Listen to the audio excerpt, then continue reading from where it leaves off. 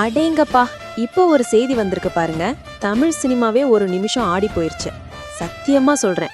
இப்படி ஒரு காம்போவ யாருமே எதிர்பார்த்திருக்க மாட்டாங்க.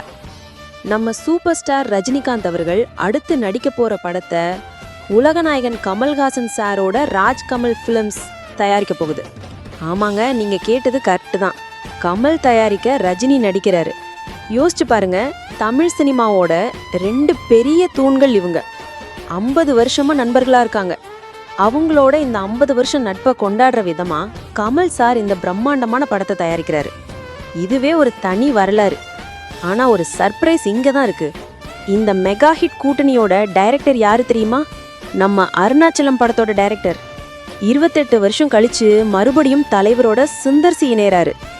அருணாச்சலம் படம் எவ்வளோ பெரிய ஹிட்டு, அதுல காமெடி மாஸ் எல்லாம் எப்படி ஒர்க் அவுட் ஆச்சுன்னு நமக்கு தெரியும் இல்லையா?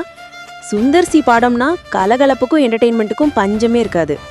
இப்போ பார்த்தீங்கன்னா ரஜினியோட மாஸ் ஸ்டைல், கமல்ஹாசனோட தரமான காம்ப்ரமைஸ் இல்லாத தயாரிப்பு, ராஜ்கமல் பேனர்னா சும்மாவா? சுந்தர்சியோட பக்கா கமர்ஷியல் காமெடி கலந்த டைரக்ஷன். இந்த 3ம் ஒன்றா சேரும்போது தேட்டரில் என்ன மாதிரி ஒரு திருவிழாவாக இருக்கும்னு கற்பனை பண்ணி பாருங்க. படத்துக்கு இப்போதைக்கு தலைவர் 173ன்னு பேர் வச்சிருக்காங்க. நம்ம ரெட் ஜெயின் மூவிஸ் தான் படத்தை வெளியிடுறாங்க.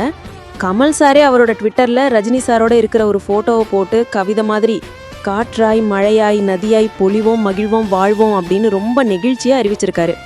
படத்தோட ஷூட்டிங் அடுத்த வருஷம், அதாவது 2026 ஆரம்பிக்குதான். ரிலீஸ் 2027 பொங்கலுக்கு பிளான் பண்ணியிருக்காங்க. கொஞ்சம் வெயிட் பண்ணணும் தான், ஆனால் இப்படி ஒரு வரலாற்று சிறப்புமிக்க படத்துக்காக கண்டிப்பாக காத்திருக்கலாம்.